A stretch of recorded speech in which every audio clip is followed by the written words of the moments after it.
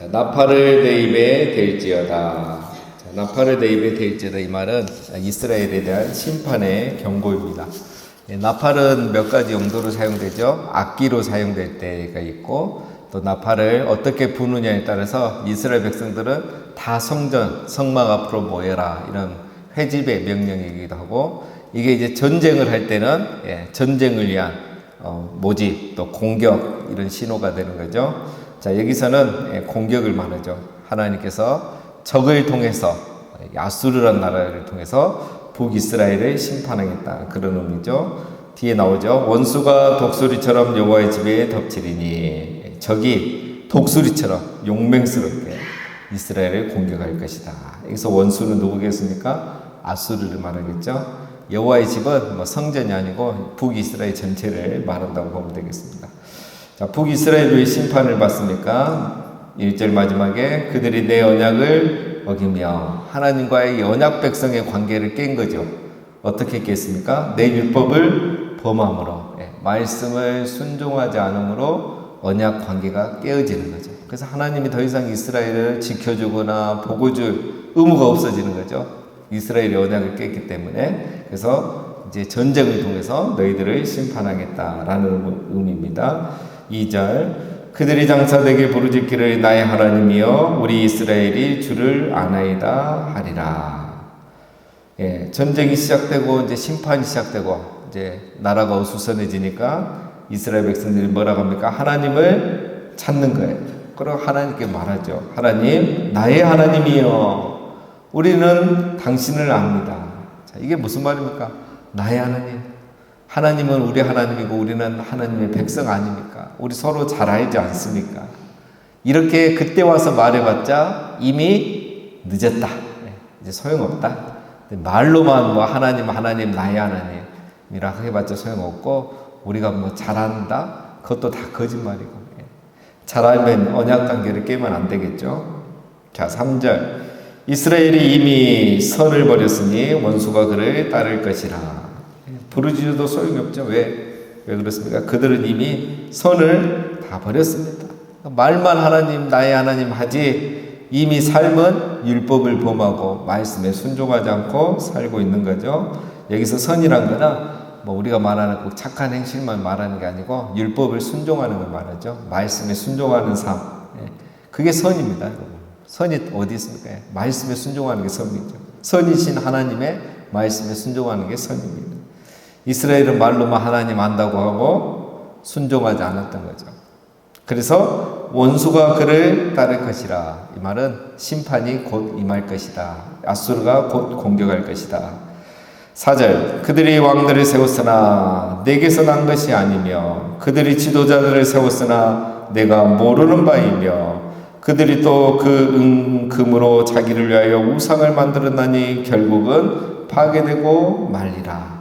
사마리아여 내 송아지는 버려졌느니라. 내 진노가 무리를 향하여 타오르나니 그들이 어느 때에야 무죄하겠느냐. 자, 여러분, 이스라엘의 죄가 무엇입니까? 그들이 왕들을 세웠으나 내게서 난 것이 아니며 그들이 지도자를 세웠으나 내가 모르는 바이며. 무엇입니까? 북이스라엘의 역사의 가장 중에 하나는 뭐죠? 여로보암 2세 이후에 왕들이 계속 죽고 죽이고 역모가 일어나고, 그래서 왕권이 세워지면 또 얼마 안 돼서 새로운 왕이 세워지고, 이런 지도자들이 자꾸 세워지는 거예요. 그런데 그거에 대해서 하나님 뭐라 하십니까? 내게서 난 것이 아니며 내가 모르는 바이며. 그렇죠. 그럼 북이스라엘은 200여 년 동안 19명의 왕이 있었어요. 19명의 왕 중에 하나님이 이렇게 말씀하셔서 세워진 왕은 누구냐면 2명밖에 없습니다. 그 왕이 누구냐면 바로 여로보암 1세, 그 다음에 예후는 아합 집안을 심판하기 위해서 하나님이 엘리사를 통해서 세웠잖아요. 여로보암 1세는 솔로몬 이후에 하나님이 10지파를 그에게 줄 테니까 너가 순종하면 앞으로 너의 나라가 영원할 것이다, 이렇게 약속하시면서 세워줬죠. 이 두 왕만 하나님이 인정하시고 세우셨지, 나머지는 다 뭐 아버지가 왕이니까 저절로 이렇게 세워진 거고, 또 역모를 일으켜서 왕조가 무려 9번이나 바뀝니다. 9번이나. 남유다는 150년을 더 유지돼도 왕조가 하나잖아요. 다윗 왕조 한 명이 하나 왕조가 20명의 왕을 이렇게 배출했는데 북이스라엘은 9 왕조가 19명을, 그것도 역사는 200년밖에 안 되는데 그런 일들이 일어난 거예요. 그래서 하나님 뭐라 하시죠? 내게서 난 바도 아니고 내가 세운 것도 아니고 내가 모르는 바다. 너희들 마음대로 이렇게 하지 않았느냐. 여러분, 이 말씀에 중요한 게 있죠. 우리가 무엇을 하든 하나님에게서 난 것이 아니고 하나님이 모르는 바가 되면 그게 소용이 없다는 거예요. 무엇을 하든 그게 하나님으로부터 나야 되고 하나님이 아시고 인정하시게 돼야 되죠. 그래서 우리가 하나님의 뜻을 존중해야 되고 하나님의 음성을 들어야 되고 하나님의 그 부르심에 귀를 기울여야 됩니다. 그래서 내가 뭘 하든 어디에 가든 그게 하나님에게서 나야 되고 하나님이 아시고 하나님 인정하셔야 되는 거죠. 하나님 보내서 해야 되고 하나님 하락에서 해야 되고 그게 하나님이 기억하신 바가 되고 그게 하늘의 상급이 되는 겁니다. 이스라엘의 죄는 이런 거죠. 모두가 권력과 이 탐심이 있어서 왕도 인정하지 않고 자기 마음대로 이렇게 세우는 거죠. 두 번째 그들의 잘못이 또 뭡니까? 그렇게 왕이 되고 나서 은금으로 자기를 위하여 우상을 만들었도다. 이거는 누구부터 잘못했습니까? 제1대 왕했던 여로보암 1세부터 그랬죠. 자기 정권을 유지하기 위해서 베델에 금송아지를 세워서 백성들이 성전에 가지 못하게 하고 그냥 베델 우상에게 절을 하게 했던 거죠. 이게 이제 북이스라엘의 타락의 시작이 된 거죠. 자, 6절. 이것은 우상을 말합니다. 이스라엘에게서 나고 장인이 만든 것이라 참신이 아니니 사마리아의 송아지가 산산조각이 나리라. 자, 이것은 우상은 이스라엘에게서 나고 장인이 만든 것이라. 자, 이 말이 무슨 말이냐면 여러분, 이 북이스라엘 성기를 금송아지, 이게 뭐냐면 외국에서 들어온 게 아니에요. 북이스라엘이 자기들이 스스로 만든 거예요. 금송아지를 대충 만들었겠습니까? 장인, 아주 뛰어난 장인을 불러서 자기들이 스스로 만든 우상이라는 거예요. 그러니까 뭐 오염이 되거나 세상의 유혹을 받거나 이방인의 영향을 받아서 우상 숭배를 시작한 게 아니라 이미 그들이 스스로 우상을 만들어서 그렇게 섬겼다는 거예요. 그래서 하나님이 이제 이것은 참심도 아니고 결국은 산산조각 나게 할 것이다. 이 말은 이제 전쟁이 일어나겠다는 거죠. 7절. 그들이 바람을 심고 광풍을 거둘 것이라. 심은 것이 줄기가 없으며 이삭은 열매를 맺지 못할 것이요 혹시 맺을지라도 이방 사람이 삼키리라. 자, 우리 하나님 표현을 아주 실감나게 기억에 남게 하시죠. 바람을 심고, 바람은 뭡니까 여러분? 헛된 것이죠. 그런 우상을 심고 우상에게 비는 거 다 헛된 것이다. 그런데 놀라운 것이 뭡니까? 바람을 심고 광풍을 거둘 것이라. 심은 것은 헛된 것을 심었으면 여러분 거둔 거는 뭘 거둡니까? 헛된 걸 거둬야죠. 쓸데없는 일을 했으니까 뭐 거둔 게 없어야 되잖아요. 헛된 걸 심었으니까 거둘 게 뭐가 있겠습니까? 그런데 뭘 거둔다고요? 광풍을 거둔다. 너희의 죄가 이 바알 숭배, 금송아지 숭배 작은 거 갖고 헛된 일이지만 하나님은 이걸 가지고 너희를 광풍으로 심판하겠다. 즉 아수르로 인해서 너희 나라가 멸망하겠다. 헛된 것으로 심고 바람으로 심고 광풍으로 거두게 하겠다. 파멸은 시켜주겠다. 심은 것이 줄기가 없으며 이삭이 열매를 맺지 못할 것이요. 이것도 표현이 아주 멋지죠. 우상을 숭배할 때 뭘 합니까? 금송아지를 숭배할 때 이 사람들 뭘 기대합니까? 풍성한 축복을 기대하겠죠. 그러나 줄기가 없고 이삭을 맺지 못하도록 아무 일이 없도록 하나님께서 벌을 주게 됩니다. 아무 일도 일어나지 않죠. 맨날 금송아지에게 우상에게 하고 자기가 원하는 대로 쫓아가도 얻는 것이 없게 하겠다는 겁니다. 8절. 이스라엘은 이미 삼켜졌은즉 이제 여러 나라 가운데 있는 것이 즐겨 쓰지 아니하는 그릇 같도다. 이스라엘은 이미 삼켜졌은즉 이 말은 하나님이 이미 버리셨다는 거죠. 그래서 지금 뭐 살아있는 것 같고 뭐 40년 뒤에 망하지만 하나님 봤을 때 이미 망한 거예요. 뭐 40년 뒤에 망하나 지금 망하나 하나님이 봤을 때 똑같은 거죠. 이미 너희는 삼켜졌다. 여러 나라 가운데 있는 것이 즐겨 쓰지 않는 것 같다. 세상에 많은 나라가 있지만 이스라엘 하나님이 이제 즐겨 쓰지 않아요. 선택한 나라가 아니에요. 그런 의미는 이제 사라졌어요. 여러분 토기장이가 그릇을 만들지만 얼마나 많은 그릇을 만들지만 여러분 마음에 안 드는 곳, 안 들면 안 쓰죠. 우리 그 어머니도 그렇지 않습니까? 집에 그릇이 많지만 즐겨 쓰는 그릇 있고 좋아하는 그릇 있잖아요. 늘 그 그릇을 쓰고 그 그릇도 있잖아요. 근데 이스라엘이 지금까지는 하나님 앞에 그런 존재였는데, 하나님 그런 선택한 민족이었는데, 이제는 즐겨 쓰지 않나. 내가 그렇게 선택하고 너희를 통해서 거룩한 나라, 제사장 나라 삼지 않겠다. 이제는 너희를 심판해버리겠다. 이런 말씀인 거죠. 9절, 그들이 홀로 떨어진 들나귀처럼 아수르로 갔고 에브라임이 값주고 사랑하는 자들을 얻었도다. 홀로 떨어진 들나귀처럼, 욕정만 가득한 이 들짐승처럼 이스라엘이 지금 하나님을 찾지 않고 딴 데 허덕거리고 있다는 거죠. 어떻게 해요? 에브라임이 값주고 사랑하는 자들을 샀다. 에브라임은 북이스라엘을 했죠. 북이스라엘이 값주고 사랑하는 자를 샀어요. 무슨 말입니까?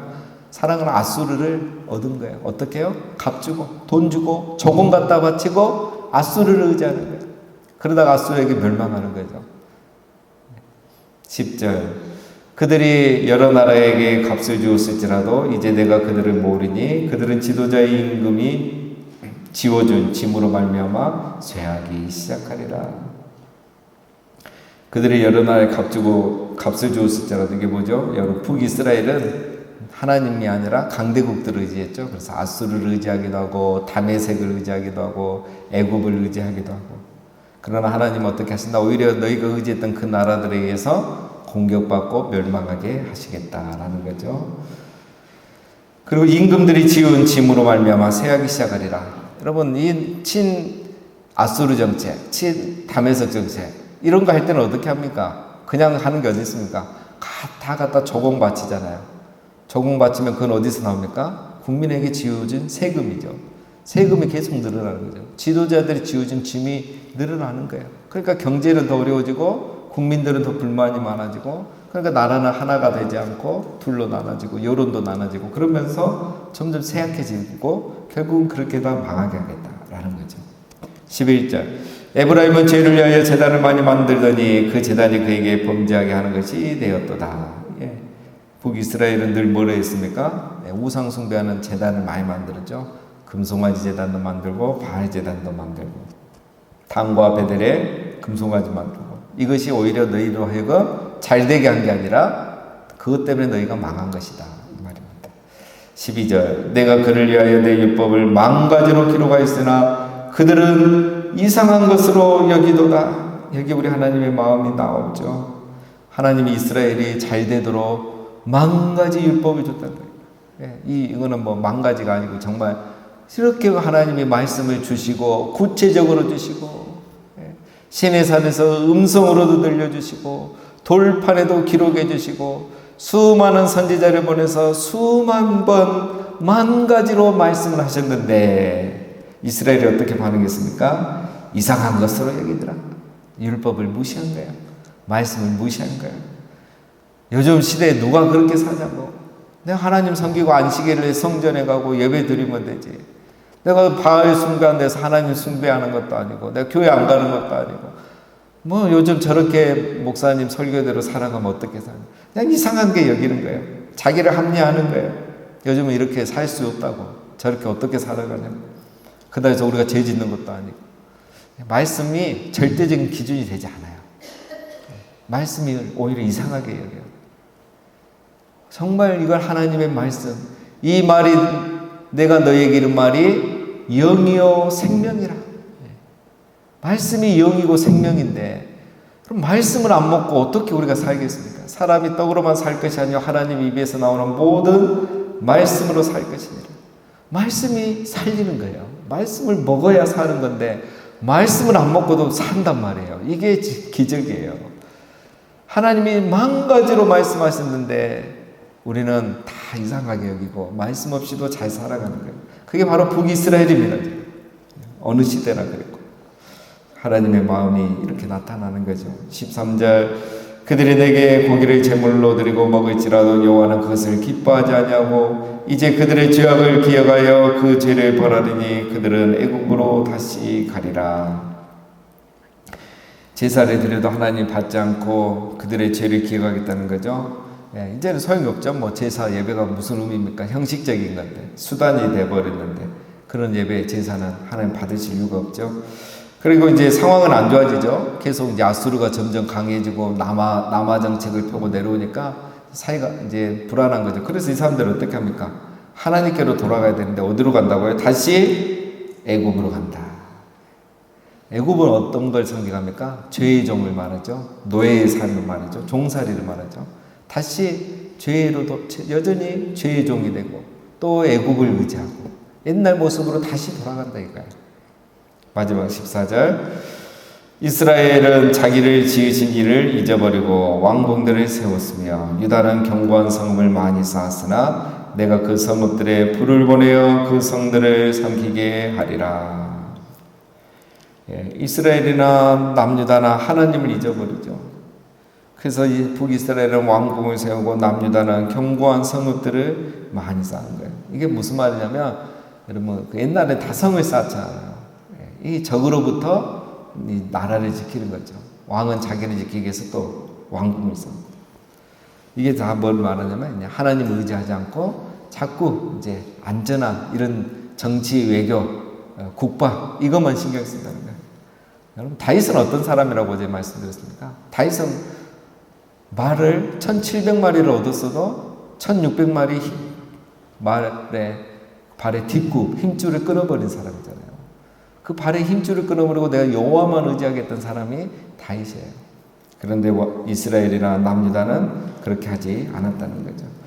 자, 오늘 북이스라엘의 죄에 대해서 하나님이 지적하십니다.